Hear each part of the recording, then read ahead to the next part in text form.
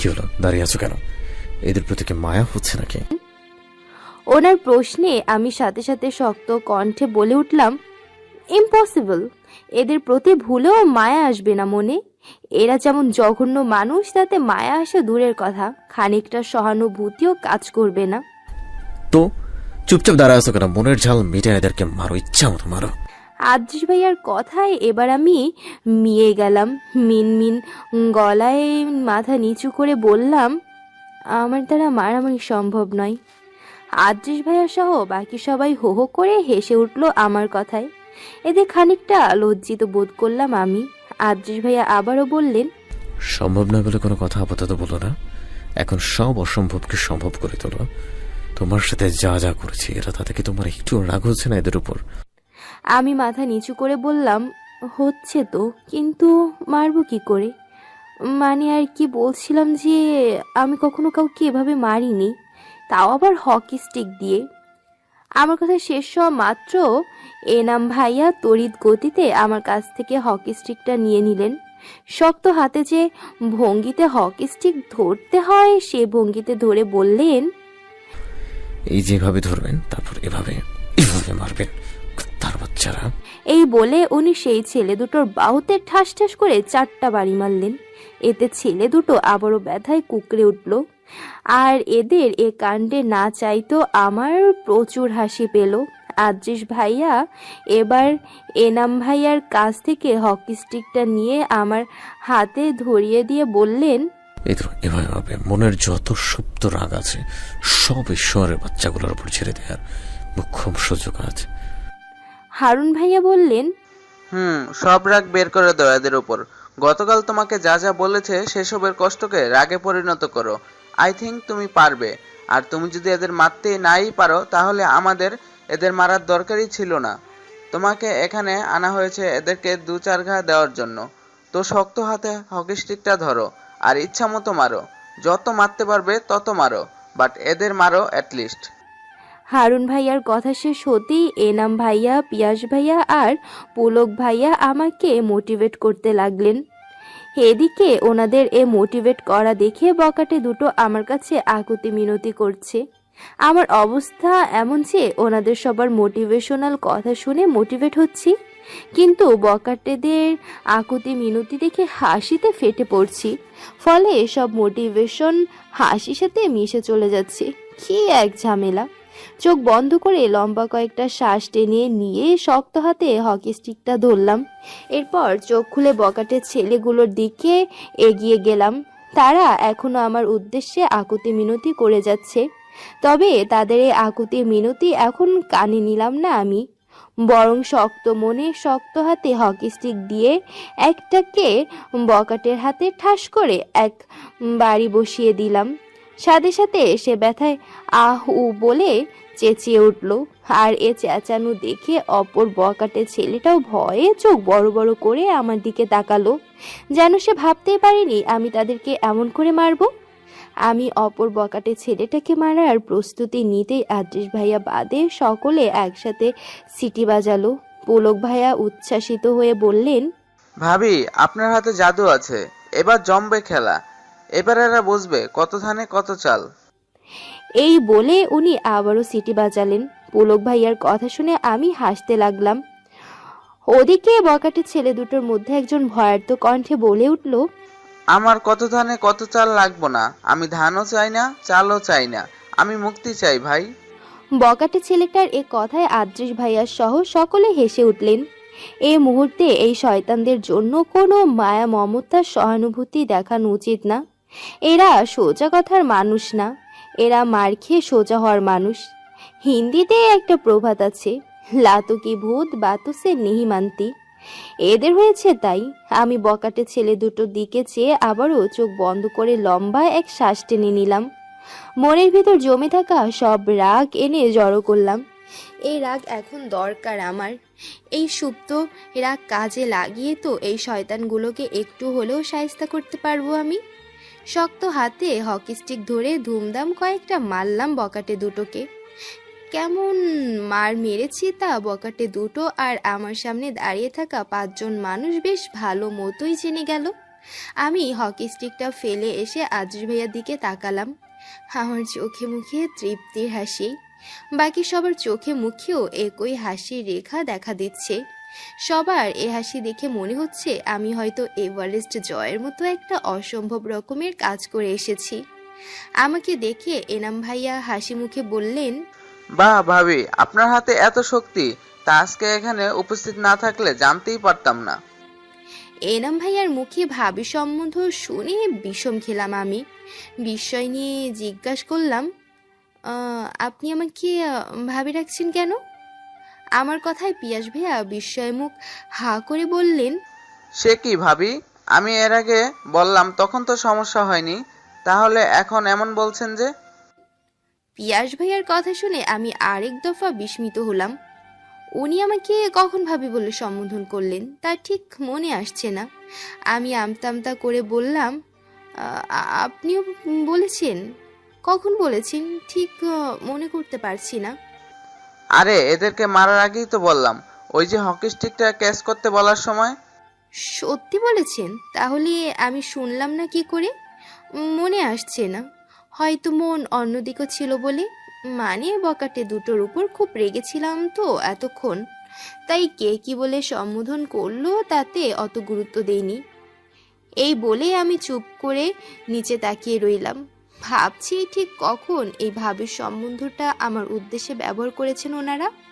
খানিকক্ষণ ভেবেও সে সময়টা সামনে আনতে পারলাম না আমি। ওনারা এর আগে যা যা আমাকে বলেছেন তার সবটা শুনলেও সম্বোধনে গুরুত্ব দিয়ে শুনিনি আমি। অবশ্য গুরুত্ব না দেওয়ার কারণও তো আছে। সেই সময় বকাটে দুটোর উপর এত রাগ উঠেছিল যে কারোর সম্বোধনে যায় আসেনি তখন। তবে এখন যায় আসছে আমার। পিয়াস ভাইয়া আমার কথার মর্মার্থ বুঝতে পেরে বিস্মৃত হেসে বললেন, ও আচ্ছা, এই কারণ ভাবি। পিয়াস ভাইয়ার কথা শুনে আমি এবার সংকুচিত হয়ে এলাম। এভাবে এতগুলো মানুষের সামনে ভাবির সম্বন্ধটা বেশ লজ্জায় ফেলে দিচ্ছে আমাকে। তাই তো আমি অনুরোধের গলায় বললাম, ভাইয়া এভাবে অকারণে এতগুলো মানুষের সামনে ভাবি ডাকবেন না প্লিজ। আমার কথায় এবার পুলক ভাইয়া বললেন, অকারণে আর কোথায়, বন্ধুর বউকে ভাবি ডাকবো না তো কি ডাকবো? পুলক ভাইয়ার কথায় আমি বিস্ময়ের চরম সীমায় পৌঁছে গেলাম। ওনার এ কথার মানে বুঝতে পাক্কা 1 মিনিট সময় লাগলো আমার। বন্ধুর বউ মানে কী সব বলছেন ওনারা? কথার আগামাথা আছে আদৌ? ওনাদের মুখে এ ভাবি বন্ধুর বউ শব্দটা শুনে যেমন লজ্জা লাগছে তেমন অদ্ভুত লাগছে, আবার একটু রাগও লাগছে। তবে ওনাদের ওপর তো এ রাগ আর দেখানো সম্ভব নয়। তাই ঠান্ডা মাথায় খানিকটা সিরিয়াস ভঙ্গিতে বললাম, ভাইয়া এখন মজা করা বাদ দিন প্লিজ, খুব অকওয়ার্ড ফিল করছি। আমার কথার প্রতি উত্তরে পুলক ভাইয়া হয়তো কিছু বলতে চাইছিলেন, কিন্তু তার আগেই আদ্রিস ভাইয়া পেছন থেকে এসে পুলক ভাইয়ার কাঁধে হাত রাখলেন। আমার দিকে একবার তাকিয়ে আবারও পুলক ভাইয়ার দিকে তাকালেন উনি। চোর ধরা পড়ে যাওয়ার মতো চুপসে বললেন, দোস্ত, তোরা আমার মাথা কাটার জন্য সবসময় পড়ে থাকিস কেন বলতো? হ্যাঁ, আদ্রিস ভাইয়া আর হারুন ভাইয়া এতক্ষণে আমাদের থেকে দূরে দাঁড়িয়ে কিছু নিয়ে কথাবার্তা বলছিলেন। ওনাদের কথা শেষ হতেই হারুন ভাইয়া ফ্যাক্টরির মধ্যে চলে গেলেন আর আদ্রিস ভাইয়া এখানে চলে এলেন। আদ্রিস ভাইয়ার কথা শুনে এবার পুলক ভাইয়া চোখ বড় বড় করে বিস্মৃত নিয়ে বললেন, আমরা কি করলাম বেটা? আদ্রিস ভাইয়া এবার পুলক ভাইয়ার সামনে এসে দাঁড়িয়ে পড়লেন। ঠোঁটে জোরপূর্বক হাসি এনে বললেন, শুধু শুধু এতগুলো মানুষের সামনে একটা ভাবি বলছিস কেন? দেখছিস না মেয়েটা অকওয়ার্ড ফিল করছে। পুলক ভাইয়া কিছু বলবেন তার আগেই আদ্রিস ভাইয়া ওনাকে জড়িয়ে ধরে কানে কানে কিছু একটা বললেন। এই বিষয়টা স্পষ্ট দেখতে পেলাম আমি। ওনাদের এ কাণ্ড কারখানা দেখে মনের মধ্যে খানিক সময়ের জন্য সন্দেহের এক বাতি দেখা দিয়েছিল। তবে মাছি তাড়ানোর ভঙ্গিতে তা উড়িয়ে দিলাম আমি, কারণ এসব ভিত্তিহীন সন্দেহের কোনো কারণ হয় না। আদ্রিস ভাইয়া পুলক ভাইয়াকে ছেড়ে দিয়ে সোজা হয়ে দাঁড়িয়ে বললেন, আচ্ছা যাই, এখন নদীর প্রাইভেট ছুটি হয়ে যাবে হয়তো কিছুক্ষণের মাঝে। পুলক ভাইয়া বিস্মিত হেসে বললেন, আচ্ছা যা, বিকালে আসছিস তো তাই না? আসবো। এই বলে আদ্রিস ভাইয়া ওনার তিন বন্ধুর উদ্দেশ্যে চোখের ইশারায় কিছু বললেন। ওনাদের এই ইশারা আমি শুধু চোখ দিয়ে দেখেই গেলাম, মাথায় আর কিছু ঢুকলো না। ওনাদের এই ইশারা খেলা শেষ হতেই আদ্রিস ভাইয়া আমাকে বললেন, চলো যাওয়া যাক। আমি এবার মৃদু সবার উদ্দেশ্যে বললাম, ধন্যবাদ সবাইকে, আমার জন্য আপনারা এত কিছু করেছেন। এর জন্য হয়তো ধন্যবাদ বললেও কম হবে, কিন্তু আপাতত ধন্যবাদ বলা ছাড়া আর কিছু করার নেই আমার কথা শেষ হতে না হতেই পুলক ভাইয়া গৌরবের হাসি দিয়ে বললেন, ধন্যবাদ বলে ছোট করবেন না ভাবি। এই বলে উনি জিভ কেটে মুহূর্তেই নিজেকে সংশোধন করে নিয়ে বললেন, ও সরি, ভাবি না, অনলি মিম, রাইট? আমি মৃদু হেসে মাথা দুলিয়ে বললাম, রাইট। সাথে সাথে এনাম ভাইয়া বলে উঠলেন, আমাদেরকে বেশি বেশি ধন্যবাদ দিন, কারণ আপনার হিরোর চেয়ে আমরা এই বখাটে দুটোকে বেশি মেরেছি। আপনার হিরো তো। আপনার হিরো শব্দ দুটো শুনে মাথার উপর ছোটখাটো একটা বাজ পড়ল যেন। আমি এ নিয়ে কিছু জিজ্ঞাসা করতে যাব তার আগেই এনাম ভাইয়াকে মাঝপথে থামিয়ে দিয়ে পুলক ভাইয়া বললেন, সরি, ও আসলে বলতে চাইছিল আমাদের হিরো, আপনার না, স্লিপ অফ টাং আর কি। এই বলে উনি এনাম ভাইয়ার বাহুতে জোর করে একটা মারলেন। এনাম ভাইয়া সে বাহুতে অপর হাত দিয়ে ঘষতে ঘষতে দাঁত কেলিয়ে হেসে বললেন, সরি, আসলেই ভুল হয়ে গিয়েছে। আমি আস্তে করে বললাম, ইটস ওকে। পরিবেশটা এখন কেমন যেন সংকোচময় হয়ে গিয়েছে। এই পরিবেশটাকে পরিবর্তন করতেই হয়তো আদ্রিস ভাইয়া বললেন, ওরা একদম ঠিক বলেছে, বকাটে দুটোকে ওরাই মেরেছে বেশি, আমি খুব কমই মেরেছি। যখন ওনাকে মাঝপথে থামিয়ে দিয়ে পিয়াস ভাইয়া বললেন, ও খুব কম মেরেছে ঠিক আছে, কিন্তু যখন মেরেছে একদম ফাটিয়ে মেরেছে। যখন বেশি রাগ উঠেছে তখনই এসে ধুমধাম হকি স্টিক দিয়ে এলোপাঠারি মেরেছে ওদেরকে। পিয়াস ভাইয়ার কথা শুনে আমি একটু বিস্ময় নিয়ে আদ্রিস ভাইয়ার দিকে তাকালাম। সাথে সাথে আদ্রিস ভাইয়া বললেন, চলো তো, অনেক দেরি হয়ে গেছে। এই বলে উনি হাঁটা শুরু করলেন। আমিও বলেই ওনার পিছু পিছু হাঁটা শুরু করলাম। তবে যাওয়ার আগে ঘাড় ঘুরিয়ে বখাটে দুটোর দিকে এক নজর তাকালাম। দুটো শয়তান নিস্তেজ হয়ে পড়ে আছে, হয়তো জ্ঞান হারিয়েছে। তাতে আমার কি, এরা এখানে মরে গেলেও আফসোস হতো না আমার। আমি আর আদ্রিস ভাইয়া পাশাপাশি হাঁটছি। এই জঙ্গলের মতো জায়গায় হেঁটে পেরোলেই শহরের মধ্যে ঢুকে পড়ব, আর শহরের মধ্যে ঢুকলেই রেস্টুরেন্ট। চলতে চলতে আদ্রিস ভাইয়া বললেন, তুমি যদি এভাবে মারবে তা ভাবিনি আমরা। আদ্রিস ভাইয়ার কথা শুনে আমি একটু সংকুচিত হয়ে বললাম, আসলে আমিও এমনটা ভাবিনি। আমি আসলে কখনো কাউকে এভাবে মারিনি। এদেরকেও হয়তো মারতে পারতাম না, কিন্তু এদের প্রতি এত রাগ উঠেছিল যে না মেরে আর পারলাম না। এমন ডাকে আমার খুব ভাঙচুর করতে মন চাই, কিন্তু করতে পারি না। আজকেও প্রচণ্ড ভাঙচুর করতে মন চাইলো, তাই তো। উনি আমাকে মাঝপথে থামিয়ে দিয়ে নিঃশব্দে হেসে বললেন, তাই তো আজ ওই বখাটে কুতোর উপর ভাঙচুর চালানো হলো। ঠিক বলেছিলাম। আমি এক নজর ওনার দিকে তাকিয়ে মাথা নিচু করে ফেললাম। মৃদু হেসে বললাম, একদম ঠিক। আদ্রিস ভাইয়া প্যান্টের পকেট থেকে ফোন বের করে এক নজর ফোনের স্ক্রিনের দিকে তাকিয়ে কিছু একটা দেখলেন। তারপর আবারও ফোন যথাস্থানে রেখে আমাকে জিজ্ঞেস করলেন, এই রাগ গতকাল কোথায় ছিল? আদ্রিস ভাইয়ার প্রশ্নে আমি ওনার দিকে একবার তাকিয়ে মাথা নিচু করে ফেললাম।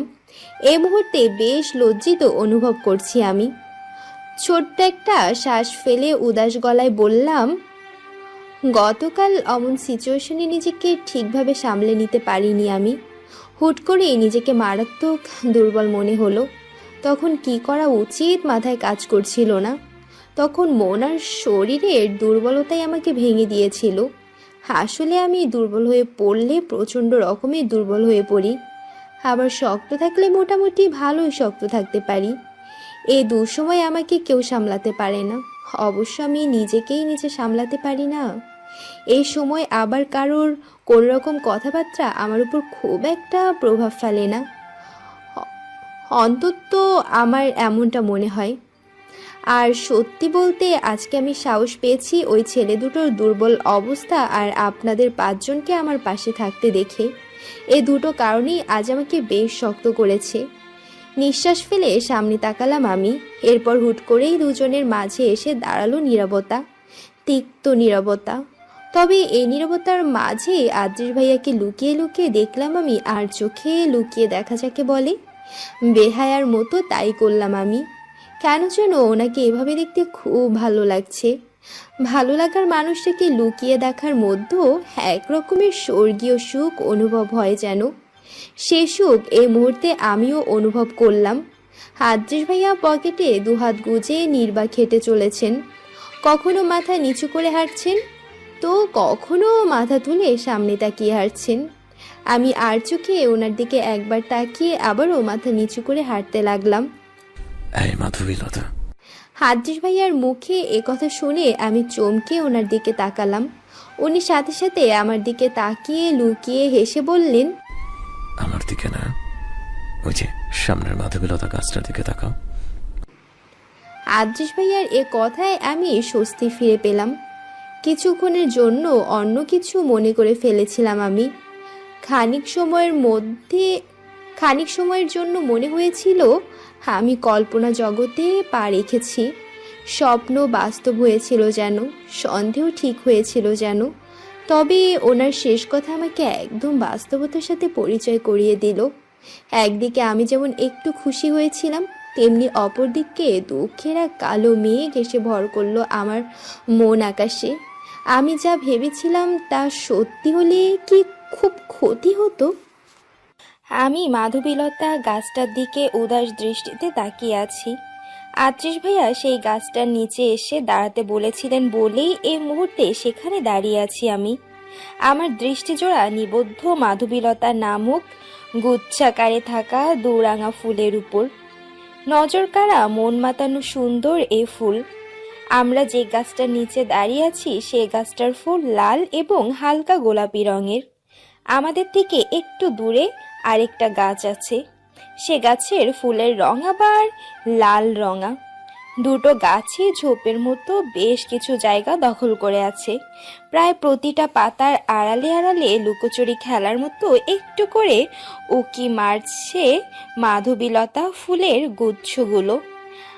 আমার শুধু তাকিয়ে থাকতে মন চাইছে, মাঝে মধ্যে মন চাইছে এই মাধবীলতা গাছটাকে জড়িয়ে ধরে ফুলের গুচ্ছগুলোকে নিজের মধ্যে সমাহিত করে নেই।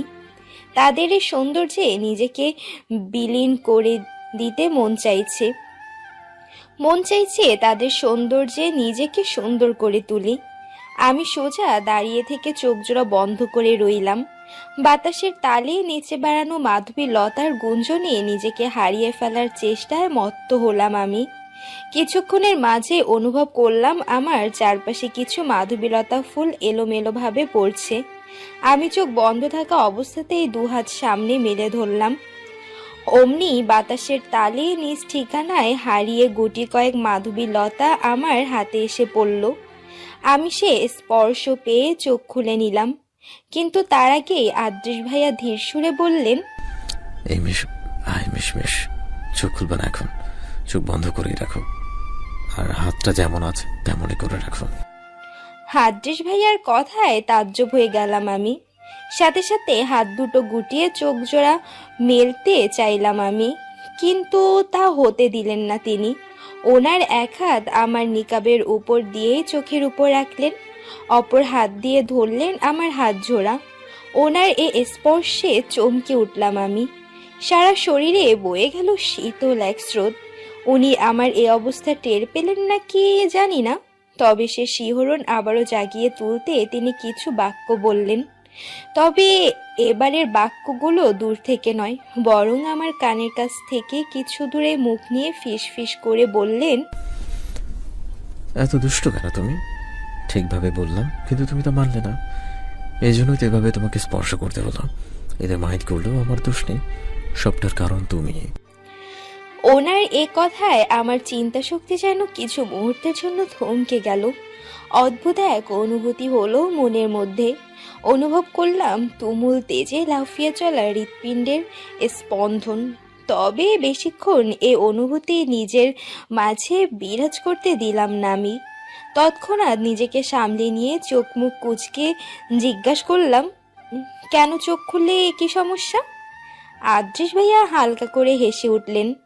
হয়তো আমার এই কথা ঘুরানোর ছোট্ট ব্যাপারটা উনি একটু হলেও ধরতে পেরেছেন। উনি আমার চোখের উপর থেকে নিজ হাত সরিয়ে নিলেন। এরপর আমার হাত ছেড়ে দিতে দিতে বললেন, যতক্ষণ আমি না বলবো ততক্ষণ চোখ খুলবে না, না হলে কিন্তু খারাপ হয়ে যাবে। আমি একটু অবাক হয়ে বললাম, কি খারাপ হবে শুনি? আদ্রিস ভাইয়া এখন আমার থেকে দূরে সরে গিয়েছেন।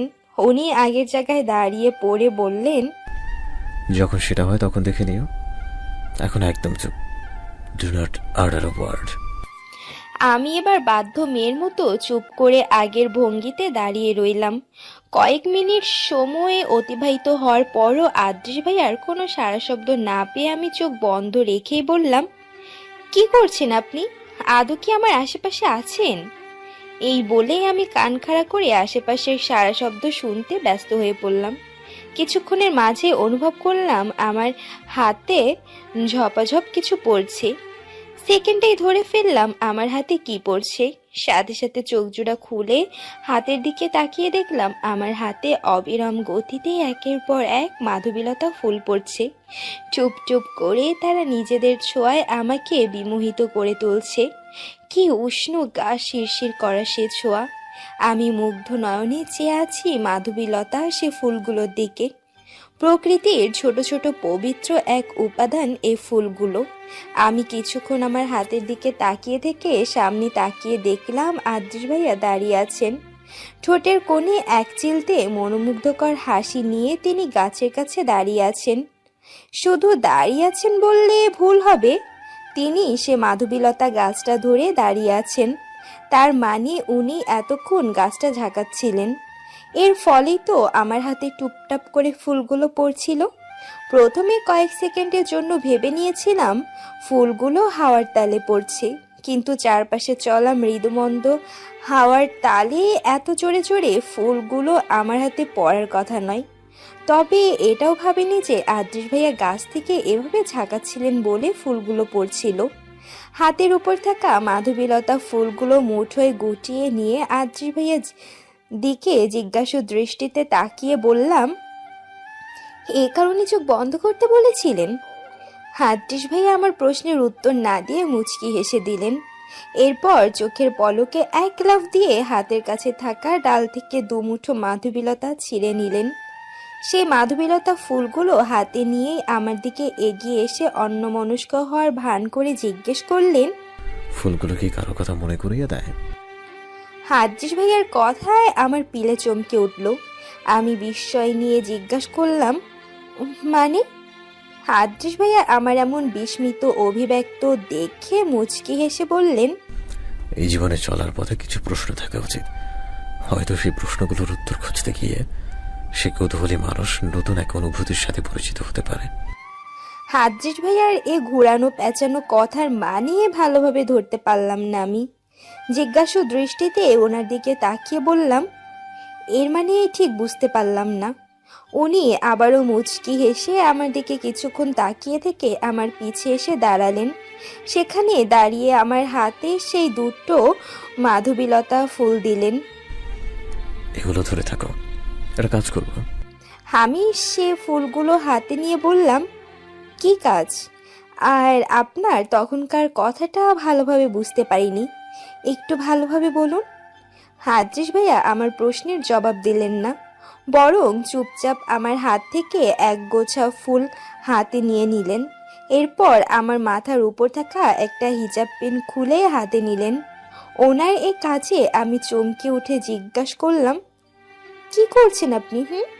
আমার হিজাব পিন খুলছেন কেন?